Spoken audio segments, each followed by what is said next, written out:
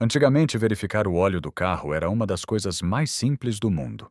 Você abria o capô, puxava uma vareta de metal, limpava com um pano, colocava de volta, puxava outra vez e pronto. Em menos de 1 minuto, sabia se o motor estava seguro para continuar rodando.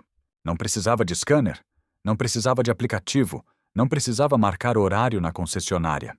E principalmente não precisava pedir permissão ao fabricante para entender o básico do seu próprio carro. Aquela vareta parecia uma peça simples, quase sem importância. Mas ela mostrava muito mais do que o nível do óleo.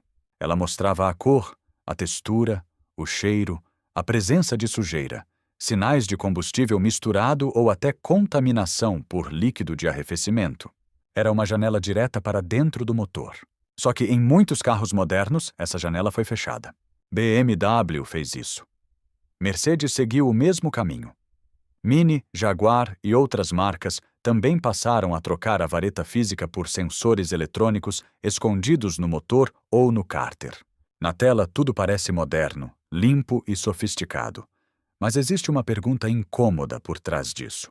Se você não consegue mais ver o óleo do próprio carro, até que ponto esse carro ainda está realmente nas suas mãos?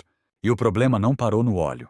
Depois vieram os intervalos de troca cada vez mais longos, os câmbios selados para a vida toda e até baterias que precisam de software para serem instaladas corretamente. A manutenção básica deixou de ser um ato de propriedade. Em muitos casos, virou uma assinatura invisível com a concessionária. A vareta de óleo nunca foi apenas um pedaço de metal. Ela era uma ferramenta de diagnóstico simples, barata e extremamente eficiente. Quando você puxava a vareta, não via só se faltava óleo. Você via a condição daquele óleo. Se estivesse muito escuro, grosso ou com cheiro forte de combustível, havia um sinal de alerta. Se aparecesse uma aparência leitosa, parecida com café com leite, podia indicar água ou líquido de arrefecimento misturado ao óleo. Se o óleo estivesse fino demais, poderia haver diluição por combustível, algo preocupante principalmente em motores modernos com turbo e injeção direta.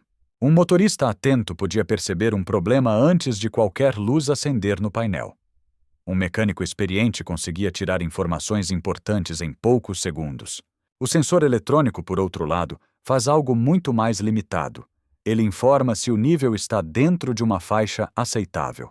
Em muitos casos, nem mostra uma medida precisa. Apenas diz se está ok ou se precisa completar. Mas ele não mostra a cor, não mostra a textura, não mostra cheiro de gasolina, não mostra borra, não mostra se o óleo perdeu viscosidade depois de trabalhar sob calor extremo. E existe outro ponto: sensor também falha. Quando existe uma vareta, você pode conferir, comparar, desconfiar. Quando tudo depende da leitura eletrônica, o motorista fica obrigado a confiar no sistema. Se o sistema errar, o erro fica escondido. Foi por isso que a retirada da vareta se tornou tão controversa. Em motores como os BMW N52, N54, N55 e N63, a leitura passou a depender do painel ou do sistema iDrive. Para alguns, isso parecia modernidade. Para outros, foi a perda de uma ferramenta básica de verificação. Porque conveniência é uma coisa. Tirar do proprietário a capacidade de verificar o próprio óleo é outra bem diferente. O segundo problema veio disfarçado de inteligência: o monitor de vida útil do óleo. No começo, a ideia parecia boa. Em vez de trocar o óleo apenas por uma quilometragem fixa, o carro passaria a calcular o desgaste com base no uso real. O sistema observa partidas a frio, temperatura do motor, rotações, tempo de funcionamento, carga e estilo de condução. Em teoria, isso seria mais inteligente do que uma regra genérica. Mas aqui está o detalhe que quase ninguém explica. Esse sistema não analisa o óleo de verdade. Ele não mede a viscosidade real do lubrificante. Não detecta combustível misturado ao óleo. Não identifica líquido de arrefecimento contaminando o cárter. Não mede formação de borra. Não vê sujeira acumulada. Ele apenas calcula uma estimativa com base nas condições de funcionamento. E uma estimativa pode estar errada. O problema ficou maior quando algumas montadoras começaram a esticar demais os intervalos de troca. Muitos carros passaram a sugerir intervalos de 16.000, 20.000 ou até mais quilômetros, dependendo do mercado e do modelo. Para o dono parece economia, para a propaganda parece eficiência, mas para o motor, especialmente em uso urbano pesado, trânsito, calor, trajetos curtos e motores turbo, isso pode ser uma aposta perigosa. Motores turbo modernos trabalham com mais temperatura, mais pressão e mais exigência sobre o óleo. Em motores com injeção direta, também pode ocorrer diluição por combustível, principalmente quando o carro roda muito em trajetos curtos. Quando o óleo perde suas propriedades, ele deixa de proteger corretamente. A lubrificação piora, a sujeira se acumula e, com o tempo, pode surgir borra, aquela pasta escura que entope passagens de óleo e mata motor por falta de lubrificação. A lição é simples: o computador pode ajudar, mas não deve substituir o bom senso. Se o carro não deixa você ver o óleo e ainda pede para você confiar em intervalos longos demais, o risco não aparece no painel. Ele aparece depois na oficina. Depois da vareta de óleo, outro item começou a desaparecer debaixo do capô: a vareta do câmbio automático. Em muitos carros antigos, verificar o fluido da transmissão era simples. A vareta geralmente tinha uma ponta vermelha ou uma marca bem visível. Você puxava, limpava, colocava de volta e conferia o nível. Mas, assim como no óleo do motor, o fluido do câmbio também contava uma história. Fluido novo costuma ter aparência mais limpa, muitas vezes avermelhada e translúcida. Quando envelhece, escurece. Quando sofre calor demais, pode ficar escuro e com cheiro queimado, parecido com borracha ou embreagem torrada. Para um mecânico experiente, isso já era um alerta. Aquele câmbio precisava de atenção antes de virar uma conta enorme. Só que em muitos carros modernos, essa checagem desapareceu. A vareta saiu. O acesso ficou difícil. E no lugar apareceu uma frase perigosa: fluido vitalício, ou selado para a vida toda. Parece maravilhoso. Quem não gostaria de um câmbio que nunca precisa de manutenção? Mas a pergunta é: vida toda de quem? Do carro? Do primeiro dono? Da garantia? Ou do prazo que a montadora considera suficiente para aquele conjunto funcionar sem dar problema? Na prática, fluido de câmbio também envelhece. Ele trabalha sob calor, pressão e atrito. Com o tempo, os aditivos perdem eficiência, partículas de desgaste ficam suspensas no fluido, e o câmbio pode começar a trocar marchas com trancos, patinar, aquecer mais e desgastar componentes internos.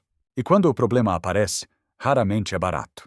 Um reparo ou substituição de câmbio automático pode custar uma pequena fortuna, principalmente em carros importados, modelos premium ou veículos com transmissões mais sofisticadas. Transmissões modernas, como a ZF de 8 marchas, são eficientes, rápidas e muito bem projetadas. Elas equipam carros de várias marcas, de BMW a Jaguar, Dodge, Ram e outras. Mas sofisticação não significa ausência de manutenção. O perigo está em vender a ideia de que um fluido pode durar para sempre. Porque muitas vezes para sempre significa apenas até o carro sair da garantia e o problema virar responsabilidade sua. Trocar a bateria sempre foi uma das manutenções mais simples de um carro. Você comprava a bateria nova, abria o capô, soltava o terminal negativo, depois o positivo, retirava a bateria velha, colocava a nova, apertava tudo de novo e pronto. Em 20 minutos, qualquer pessoa cuidadosa conseguia resolver. Não precisava de elevador, não precisava desmontar meio carro, não precisava pagar uma conta absurda. Mas em muitos carros modernos até isso mudou. Em modelos da BMW, Mercedes-Benz, Mini, Audi, Volvo e outras marcas, a bateria nova precisa ser registrada no sistema eletrônico do veículo. O carro tem um módulo de gerenciamento de energia que controla como a bateria é carregada.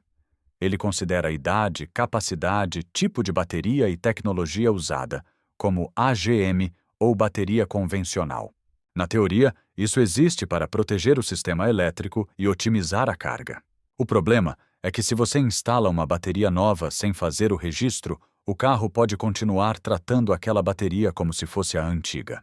E aí começam os sintomas estranhos: carga incorreta, vida útil menor, falhas intermitentes, dificuldade para dar partida e mensagens de erro que o dono nem sempre entende.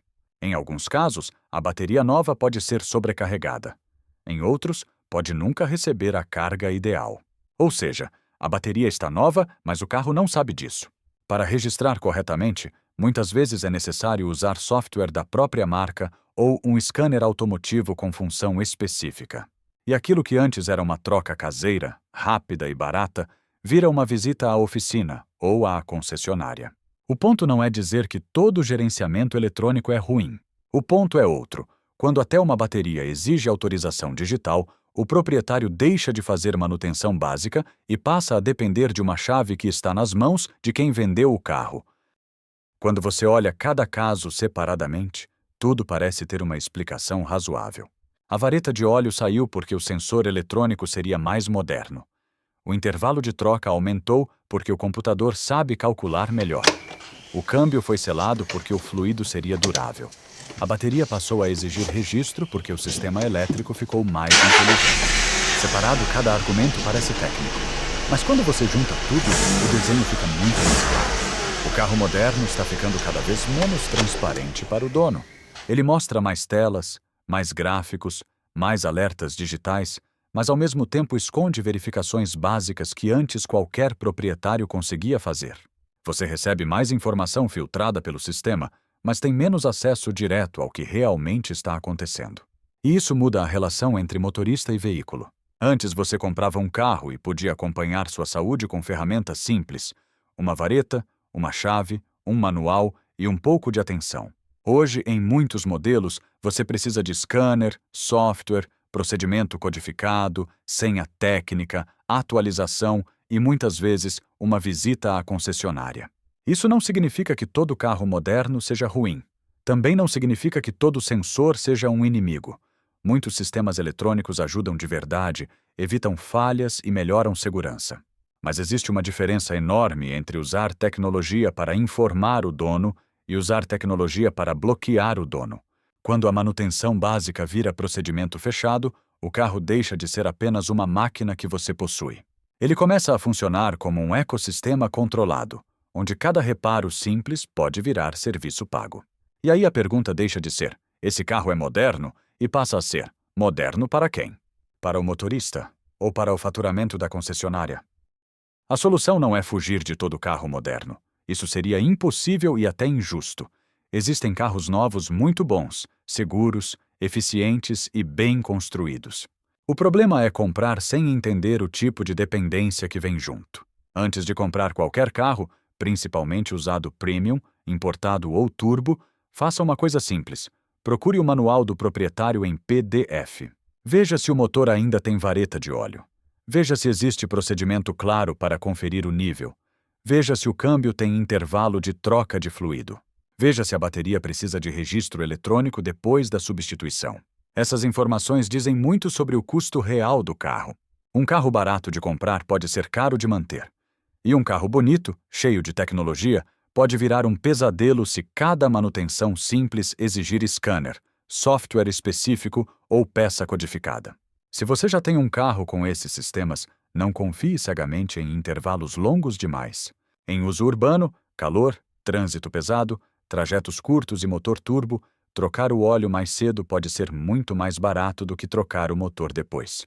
Também vale conversar com uma oficina especializada e honesta sobre o fluido do câmbio.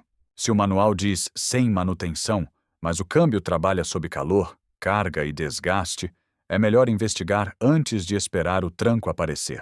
Manutenção preventiva quase sempre custa menos que reparo corretivo. Outra dica: aprenda o básico sobre scanner automotivo.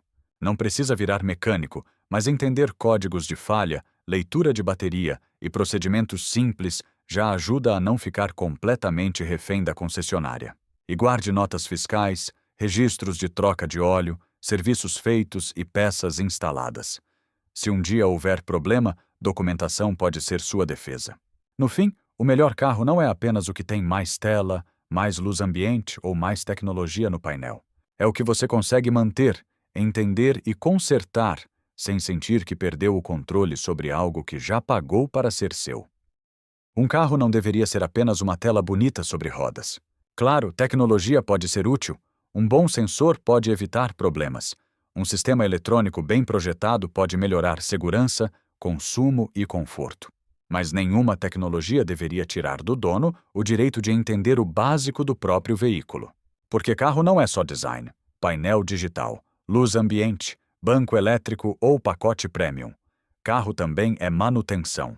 É óleo limpo. É fluido de câmbio em boas condições. É bateria bem instalada. É peça acessível. É manual claro. É oficina independente conseguindo trabalhar sem implorar por autorização digital. Quando tudo isso desaparece, o motorista deixa de ser proprietário e começa a virar dependente de um sistema fechado. E talvez por isso tantos carros simples ainda sejam tão valorizados. Eles não impressionam no showroom. Não mudam a cor da cabine de acordo com o humor. Não parecem uma nave. Mas rodam muito, custam menos para manter e deixam o dono participar da própria manutenção. No fim, a questão é simples. Tecnologia deve servir ao motorista, não aprisionar o motorista. Antes de comprar seu próximo carro, olhe além da tela, do acabamento e da propaganda. Pergunte: esse carro me deixa cuidar dele ou me obriga a depender de alguém para tudo? Porque o melhor carro não é o que mais impressiona no primeiro dia. É o que continua fazendo sentido depois de 5, 10 ou 15 anos de uso. Comenta aqui. O seu carro ainda tem vareta de óleo? Você já pagou caro por uma manutenção que antes parecia simples? Sua experiência pode ajudar muita gente a escolher melhor o próximo carro.